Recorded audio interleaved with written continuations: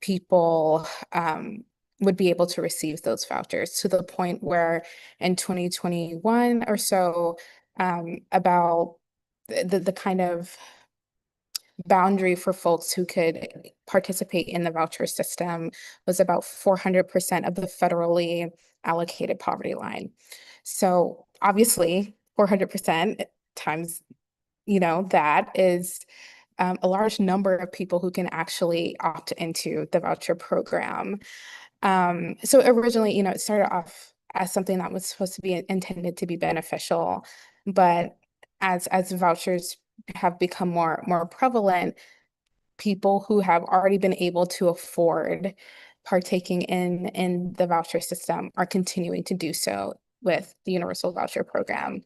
And that is really the main problem here of public schools also having, I'm sorry if it's a little bit loud, if there's a little commotion, but um that's really the crux of this whole issue of the public dollars being used for the voucher program, and it comes out of the same pot that is supposed to go to public schools.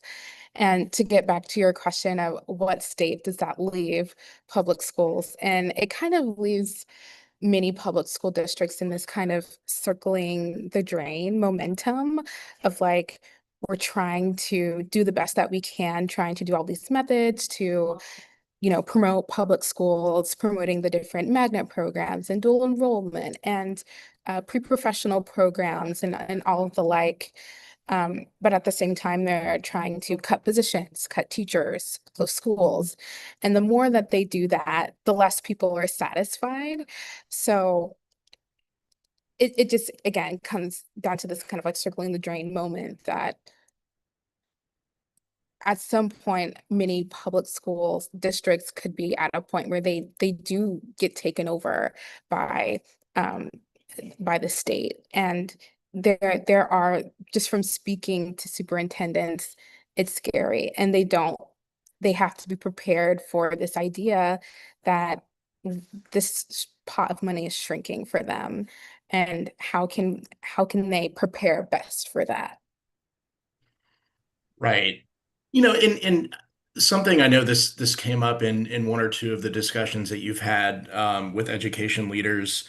Um, of course, the districts have feelings about universal vouchers, about the expansion of charter schools, but forcing the districts to be more proactive and almost kind of do a sales job of public schools, like that may not actually be the worst thing, right? Like I Yeah. actually kind of heard that and thought to myself, like maybe they should have been doing this a long time ago. Yeah, and for parents going to just like one school expo where there are these booths of tons of elementary schools and middle schools and high schools, it's not the best format for a family to figure out what are our best educational options. So for a place like Orange County, where I was speaking to some officials there at their public school district, and they're like, we're trying to hire like former PR people, former journalists, so that we can get ahead of the curve of producing actual content so that people know about who we are as a district, what we stand for, what programs do we have. And yeah, public schools haven't really had to kind of shift their mindset of like, we can't just do the like expo at the beginning of the year and the end of the year, or do the traditional just like school tours for parents. Like, we really have to get creative if we want to keep drawing families into the public school district. Kate, one thing I've seen a question or two about David Jolly and Gwen Graham, who are the Democratic nominees for governor. There's not effectively a primary. Um, and I don't want to get too much into like a David Jolly versus Byron Donalds thing because that's November and we're talking about the primaries. Having said that, David Jolly has made the kind of defense of public education a part of his pitch, and I think was kind of early on this. And I think speaks for the concern that a lot of educators have and a lot of public public school supporters, for lack of a better term, about about the transparency of private schools, about the performance of private and charter schools versus traditional public schools. Um, I don't know, talk a little bit about that. Like, are we headed? I mean, if Byron Donalds is the nominee, it seems to me in some ways this could be another sort of referendum on like education in the state. Yeah, I think, when we get to that point, absolutely. I mean, this is a huge conversation for families across the state. Public schools are a foundational, institution in our communities. Already in some counties, small and rural areas, there are only a handful of schools for the entire county. So they're already operating on really narrow margins. As far as David Jolly, I will say his kids go to private schools. He uses vouchers to pay for his kids' education as well, which is part of the complexities of this conversation right now. When even the Republican now turned Democrat candidate for governor um, is tapping into the system, and that's part of the broad support that there is. Still, the vast majority of families are choosing a public school of one kind or another. But yeah, I think it goes back to um, it hasn't necessarily resonated in this way in the primary, but Byron Donalds is a school choice champion, as one of his donors put it to us. And that's how he's built his career. And he and his wife Erica Donalds held a campaign event a few months ago where they laid out what that vision would be. Um, because again, jointly, like they are both steeped in this issue. Um, and Erica Donalds, said along the lines of, it's unimaginable what our education system will look like when we fully unleash capitalism and free market ideas and really make this a competitive marketplace. And one of the most striking things that she said was profit will not be a bad word under their education system. Um, and so we can, certainly anticipate, I think, many changes that they would try and push if they get to that point.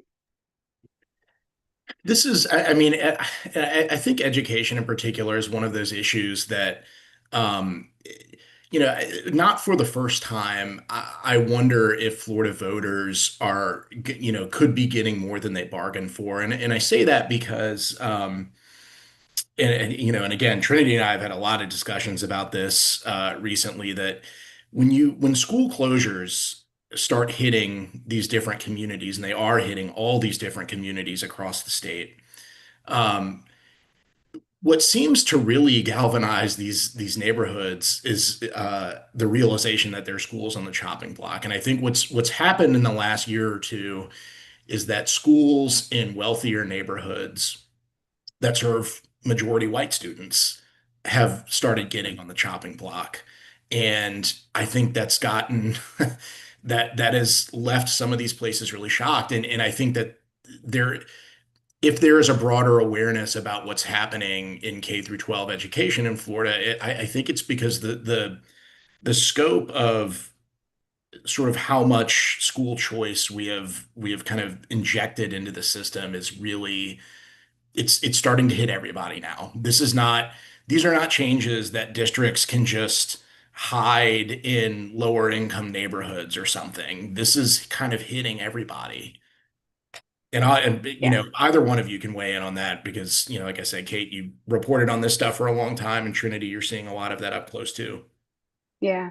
Well, and just to sort of underscore how significant this is in a state like Florida, which is the third largest state in the country, however many people move here every day, it is striking that we are seeing this wave of school closures because there are children out there. Like, yes, families across the board are having fewer children, they're having children later, like that is true. There are these demographic shifts happening.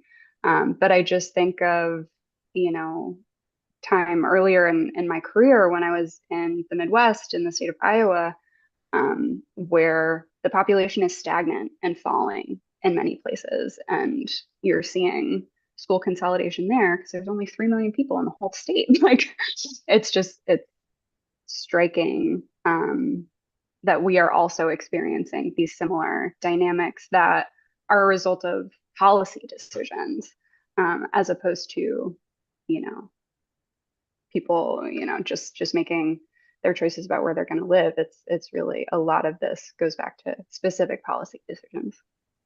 Yeah, and just to piggyback off of that, talking about policy decisions, um, Republican lawmakers have really decided, at least during last session, to not take up the issue of school vouchers, and not only to not put any guardrails or parameters around it, but also continue to have different organizations that provide these scholarships based off of like the tax credit scholarships, which are a little bit different than FTE scholarships, um, to add more vendors to provide those types of scholarships and to funnel more, at least private dollars, to the system as well. So we're really seeing it just expand at a rate that I don't think is happening anywhere else.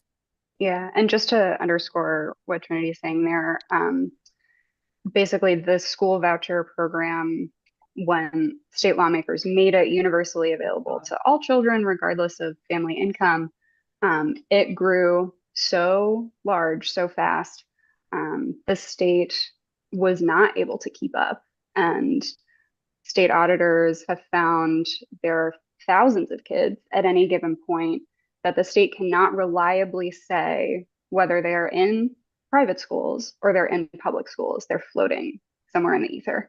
And there are millions of dollars attached to those children that are being paid out incorrectly, to the wrong entity. And state lawmakers had the opportunity to delve into that issue and try and fix it. A Republican state senator, Don Gates, who's very respected, a former Senate president, filed a bill that would have tried to get at these issues. It was one of the first bills that the Senate passed during the regular session, and it never had a chance in the House. So lawmakers just left it, and we'll have another year of more growth and more very serious questions about millions of dollars of public funding that is being spent incorrectly, like in violation of state law. Yeah, and we could, I mean, we could get into this. I mean, this could be the single topic we discuss the entire time, Yeah, there's honestly. so much. Yeah. Yes. Okay, one thing, this governor's race, if we go forward to November just for a second, this is not 2022. I think everyone expects that this will be more competitive this year. How much, I think, we're going to have to see, but I think people tend to agree that David Jolly, it's not like 1,000,000 to 1 odds. It's something, and he's not a 50-50 proposition either, somewhere in between. Um, Having said that, Florida on a state level has been run by one party for decades. And something I'm curious to get your thoughts on, there are status quo elections and there are change elections. And if you look at Florida as a one party state, I mean, is this, let's say that, Byron Donalds becomes the governor. Let's just play this thought experiment. Is he a status quo candidate or is he a change candidate? Do you see any desire to kind of break from DeSantian conservatism, kind of whatever that means, whether it's stylistically, policy-wise? Um, so yeah, is this a change election or a status quo election? Hmm. Um, I think I think there is a possibility for both. Way to fudge that answer, but I think, I mean, Byron Donalds has certainly been running on a platform of Governor DeSantis was great. We're like keeping that foundation, we're building on it. So really um, sort of crediting the work that he has done, the policies that he has advanced over the last 8 years and his leadership, and wanting to go from there. So really, yeah, like trying to run in concert. I think as far as you know change, like aspects of a change election that we could see, um, may show up in state legislative races of like, can Democrats break the supermajority in either chamber? We have seen special elections for the state legislature where Democrats in sort of surprise moves were able to win back competitive seats, including a state house district that includes Mar-a-Lago.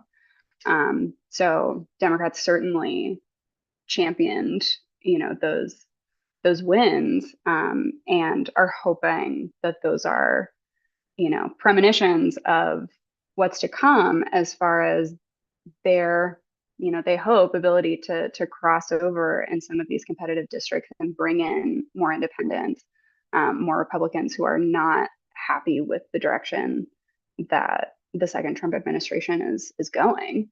And we know historically, midterm election, like oftentimes, people are not loving how the president's administration is playing out. Like we can expect, just because of those historical patterns, to see Republicans take a hit, um, especially when President Trump is really backtracking on what many of his supporters thought were some of his core campaign promises of no more forever wars, and really improving the economy. And now,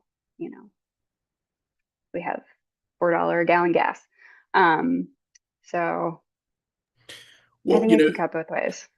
something I wonder about and feel like I've seen some hints that this could be the direction things are going. We've spent a lot of this discussion focused on education, I think rightly, but affordability is the sort of, at least what Democrats think is like the soft underbelly of Republican rule, even in red states like Florida. And I think that we have seen, Byron Donalds has an ad talking about no more rate increases for utility companies. Like he seems to have gotten the message that the kind of status quo in Tallahassee isn't working, and that there is a kind of, I don't know, maybe he's, I wonder if like a Byron Donalds governor is slightly more populist than we've seen in a Ron DeSantis, who's very dogmatically, you know, very conservative, like fiscally conservative, doesn't play the kind of populist stuff at all. I don't think affordability plays to his policy interests or his stylistic strengths very much. Yeah, yeah. Well, in one area where we've seen Byron Donalds sort of change course a bit is on data centers and AI. This has been, a huge issue across the country. This really incredible upswelling, and grassroots organizing across the political spectrum, in rural communities and urban communities, and we have seen um, Byron Donalds, sort of walk back, try and temper some of his previous statements in support of that kind of AI development and infrastructure, um, in response to this kind of populist, upswelling that we've been seeing. So it's very interesting to watch, that kind of confluence, and the unifying aspects of it, again, across the political spectrum and across different, um, you know sort of areas of passion that voters have. Sure. Well, I think, Deirdre, we have some folks in the queue who want to come into the mix here and ask a question. Yeah, absolutely. We have many, many folks with amazing questions. There's some great conversation happening in the chat as well. Trinity's taken a few questions about school student achievement. So since we were talking about affordability, I want to bring in somebody who had a question earlier, Isis Alvarez. Isis, I'm going to bring you into the panel for just a moment to ask your question and talk a little bit about this issue that may not be on the ballot until November, but is certainly garnering quite a bit of conversation in, well, in our social media and certainly across the state. Yeah, hi everybody. Thanks for the chance to be here, and thanks for having this conversation and creating access to this information.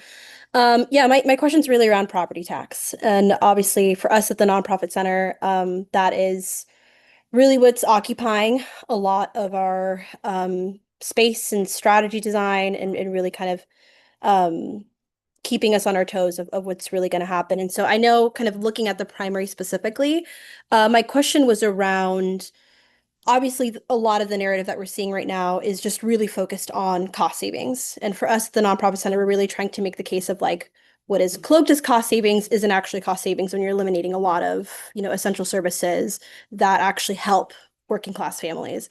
And so I'm curious of any conversation that's happening right now with candidates around the plans for addressing the budget shortfall that would be created. And obviously, these candidates, for the most part, wouldn't be a part of actually addressing those, right? Those would be more local city council level. But like, are they even acknowledging that this budgetary shortfall is going to happen and the actual impact that it would have on local communities?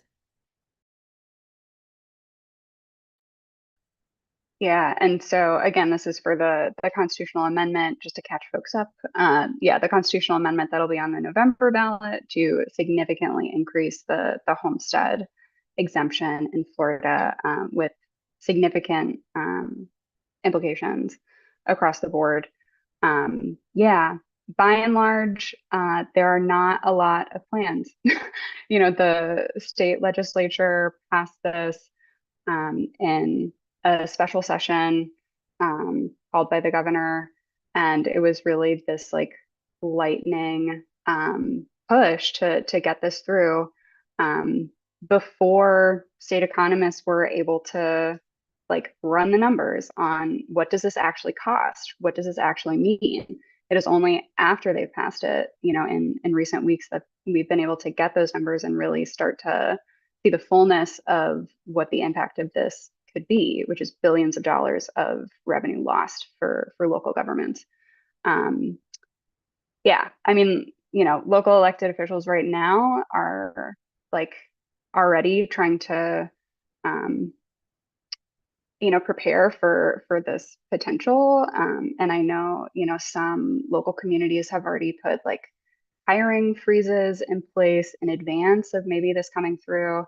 I will say it has been remarkable the lack of campaign in support of this measure. There's effectively no organized campaign for it. The governor, who for about a year was calling for a proposal like this to for lawmakers to pass a proposal like this, he got the legislature to do it. It was his proposal. They did amend it in the process, and after that, the governor has really distanced himself from it. It's like, oh well, they changed it. It's not really my plan anymore, and has said that he won't be campaigning for it. And no state lawmakers that I know of have been standing up to defend it. Whereas we've seen a host of local elected officials, local governments, but also, state associations for firefighters, for first responders, coming forward and saying this is too much, too fast, and we can't take this. So we'll see. And We'll see Kate, how there's it a plays. comment in the chat about what's the status of the lawsuits involving the specific language. Is it possible that this will disqualify it from being on the ballot at all? Yeah, so there was a hearing this week in Tallahassee, in this lawsuit challenging the the language of the ballot, effectively saying that it's unlawful, it's biased, and cannot go before the voters in its current state.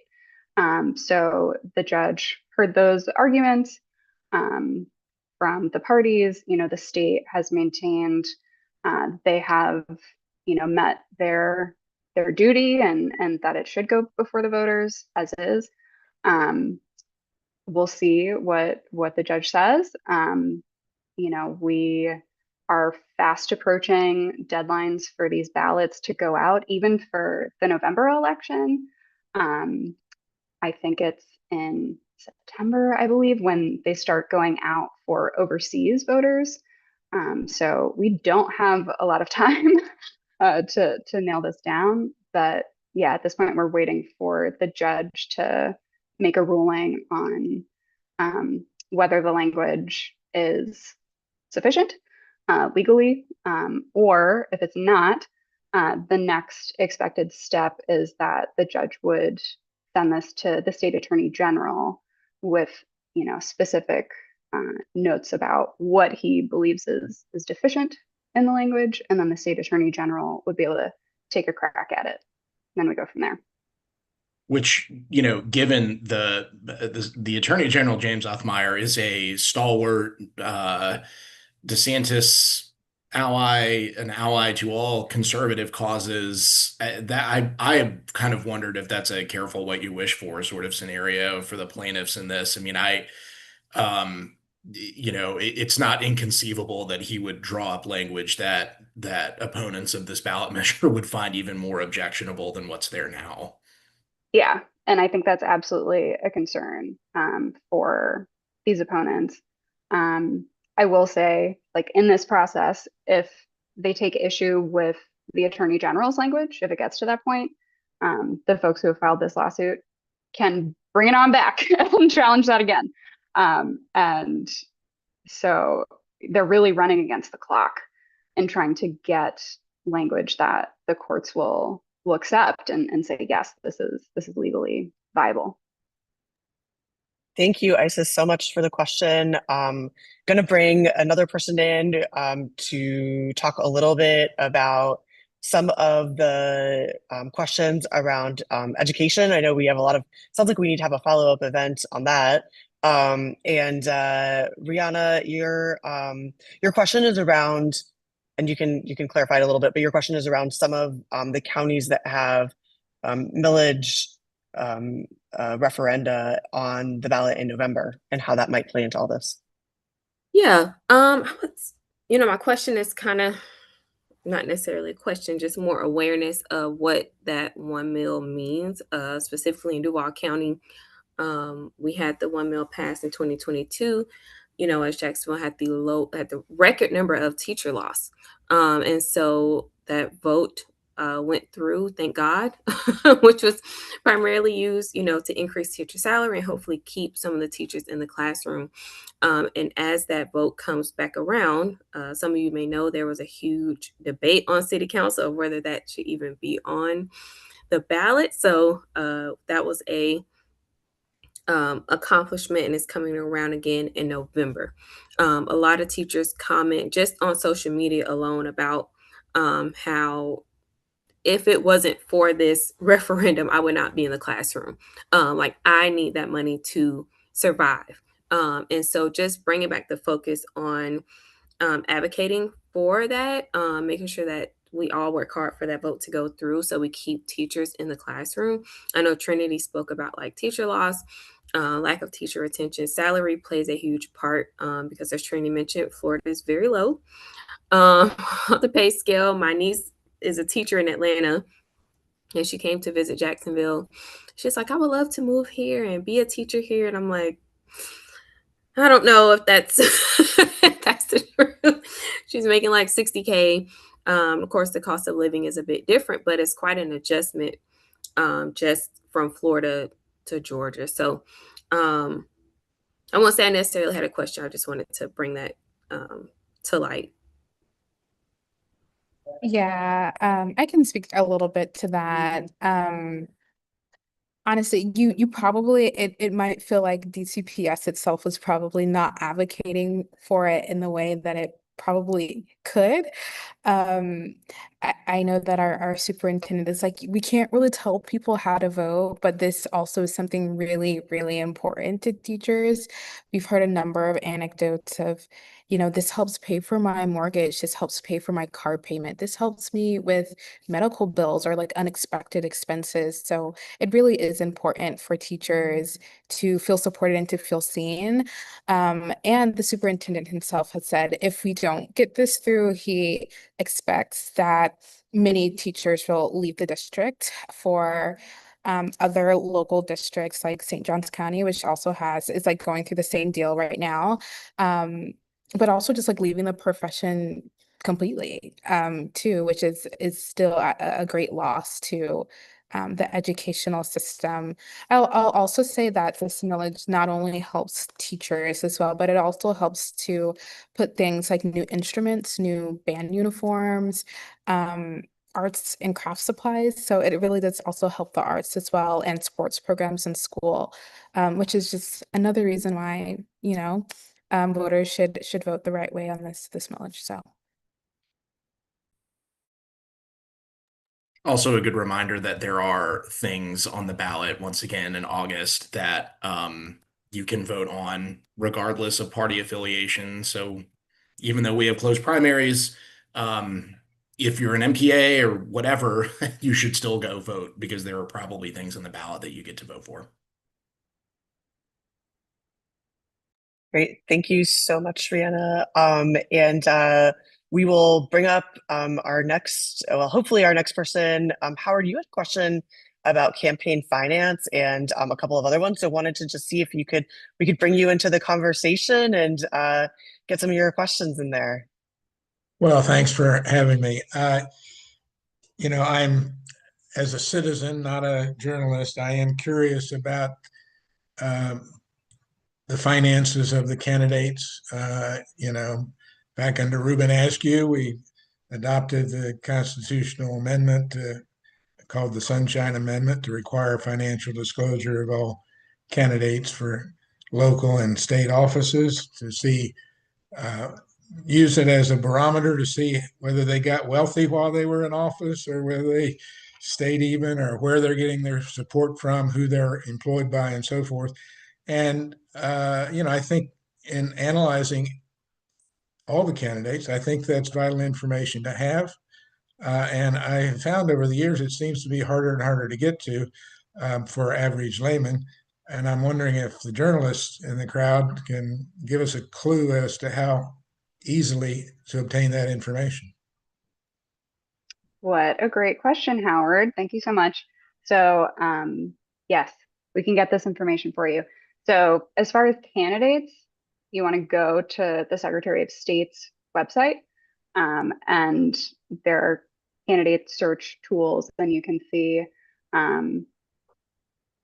that financial disclosure for these candidates. Searching by year of election, what position they're running for, and then see for candidates across the state.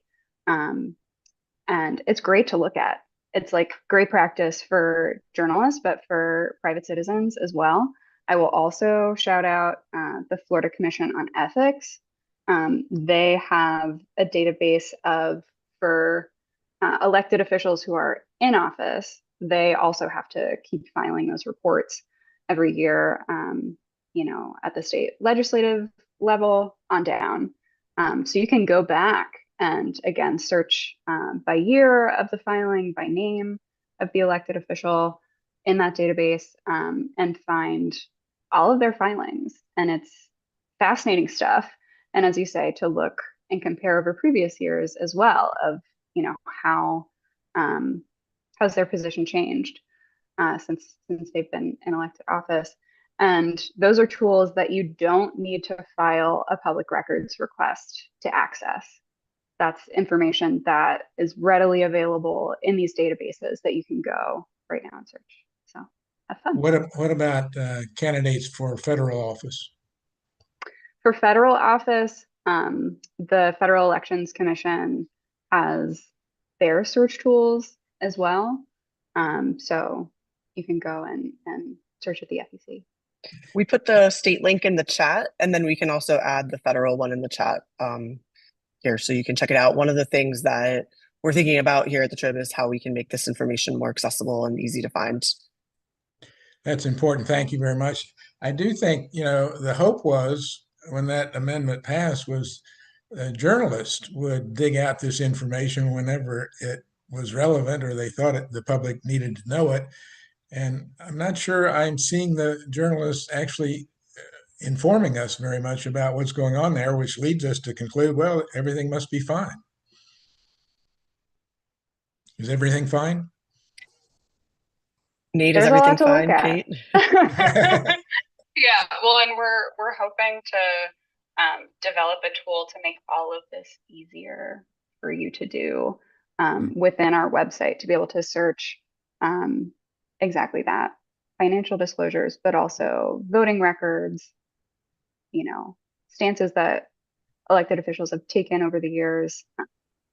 So Yeah. stay tuned. Thank you for the info. Very top of mind.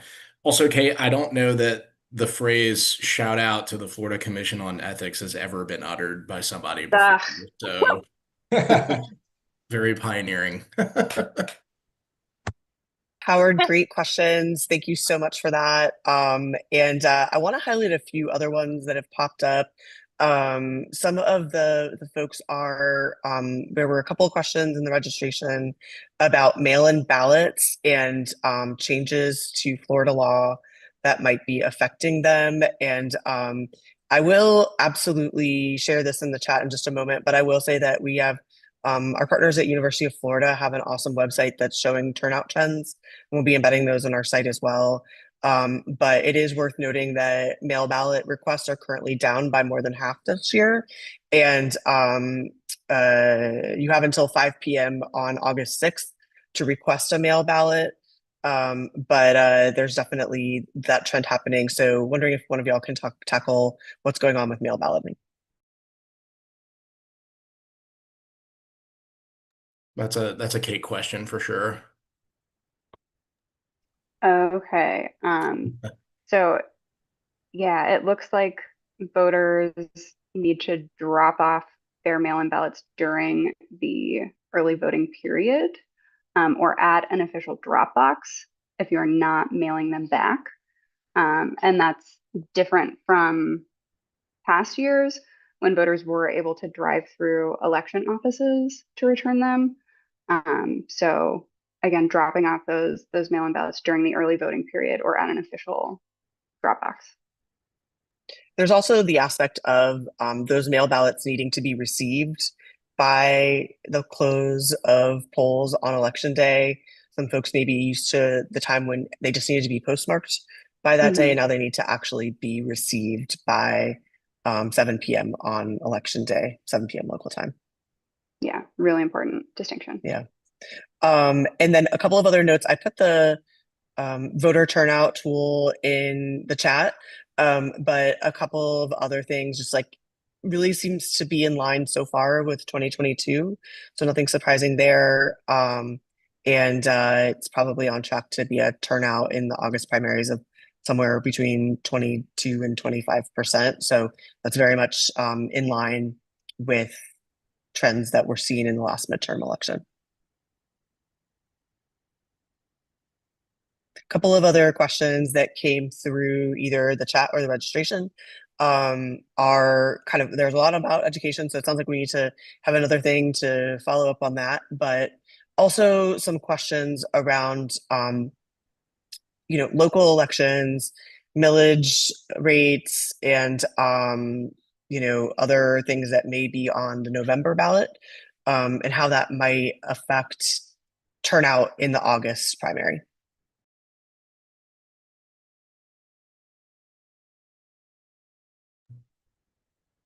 I mean, how things on the November ballot affect turnout in the August primary. I mean, look, the reality is that primaries get terrible turnout. And if if past is prologue and we don't have any reason to think it won't be, turnout's going to be quite poor. And that's bad because, again, there are things decided in August, including lots and lots of judicial races, school board races, And there can be ballot questions in August. So some of that's going to be highly localized, but that's just kind of an unfortunate dynamic about our state and in our country generally, is that we just don't we don't get good turnout in these elections.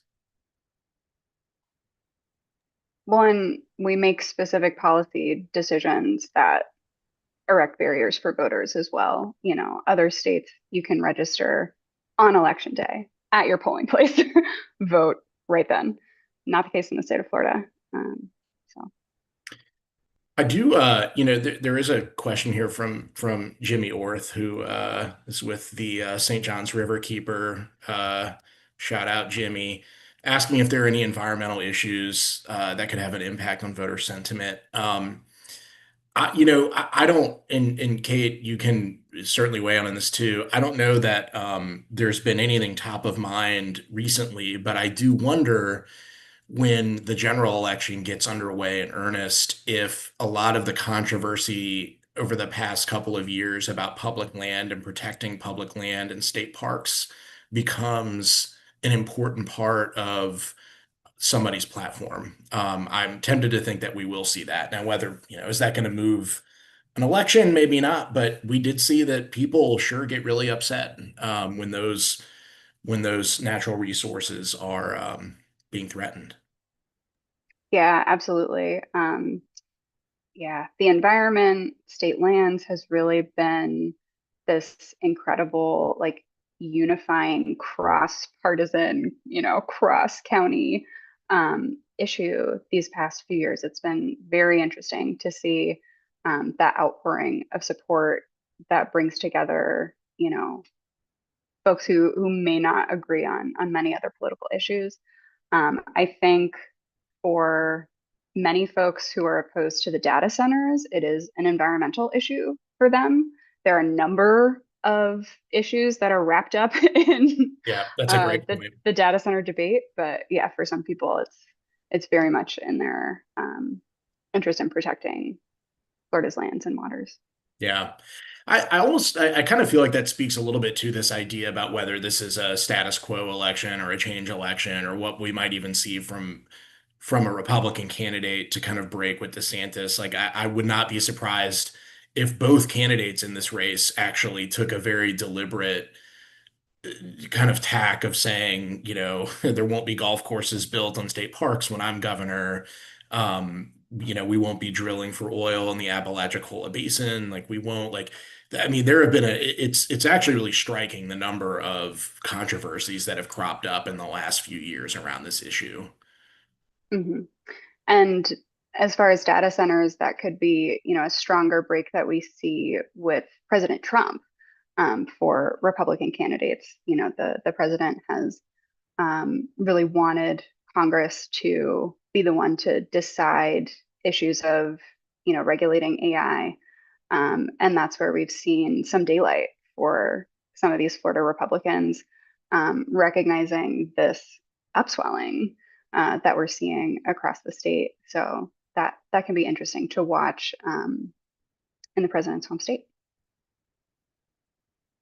We also got a question about immigration and how some of the things that we've seen across the state, whether it be the controversy over alligator Alcatraz or changes in TPS and how that might affect the labor force, would that play any role in the election, either in August or in November?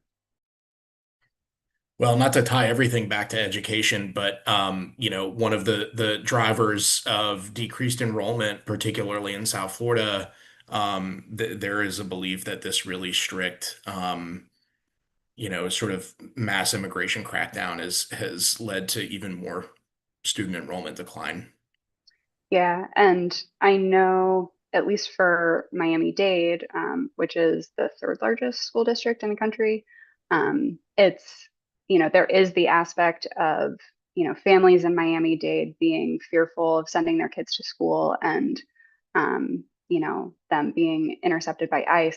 But even more so, it is the thousands of children around the world who would, in a typical year, come to Miami-Dade County, come to Florida to move and enroll their children here who are not coming. Where in previous years, it was like 20,000 new students a year were enrolling in Miami-Dade, and those kids are just not coming. So.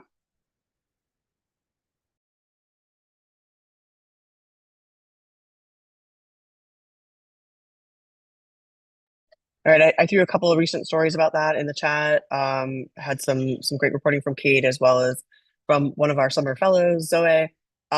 So I wanted to make sure I mentioned those. We have many more questions than we could possibly get to. We had some amazing questions about homeschooling. I know that's something that Trinity's been doing some research on, and quite a lot more to come on environmental issues. So feel free to keep flowing your questions in here. We're going to add them to the FAQ on the website.